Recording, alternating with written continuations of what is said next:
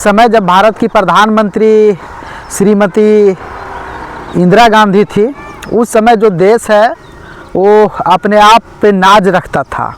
मतलब उस समय भी जो है वोटों का ध्रुवीकरण हुआ था। जब इंदिरा गांधी नई प्रधानमंत्री बनी थी तो लोग कहते थे कि सबसे कमज़ोर ये प्रधानमंत्री रहेगी, लेकिन जैसे जैसे समय ढला और वो सत्ता संभाली, सत्ता की जब चाबी वो संभाली तो पता चला कि सबसे ताकतवर प्रधानमंत्री के रूप में जो है इंदिरा गांधी आई और पूरा जो है वोटों का ध्रुवीकरण कर दी थी भारत में।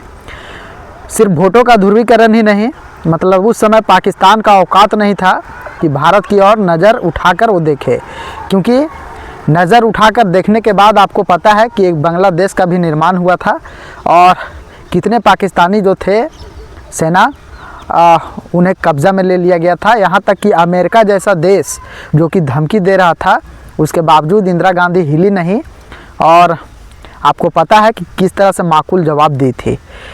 अभी का एक दौर है 2025 का समय और तीसरा टर्म में जो है नरेंद्र मोदी हमारे देश के प्रधानमंत्री हैं और मुझे बताते हुए मतलब अंदर से इस तरह से फील हो रहा है।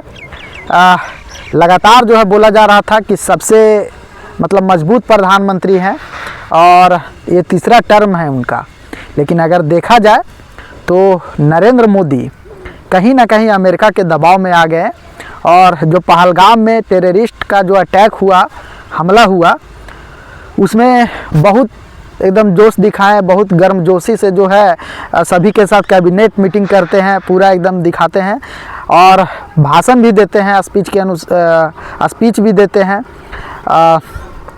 और जो है बोलते हैं मिट्टी में मिला देंगे जो हमारे देश की ओर देखेगा।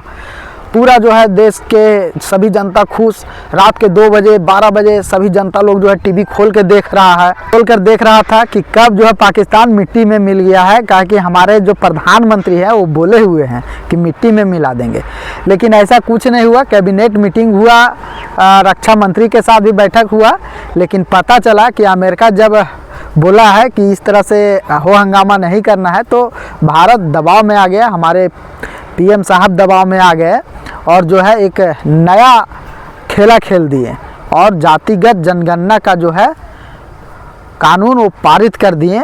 अब आपको पता होगा कि भारत में जातिगत जनगणना होगा। इससे क्या फ़ायदा हुआ मोदी जी को?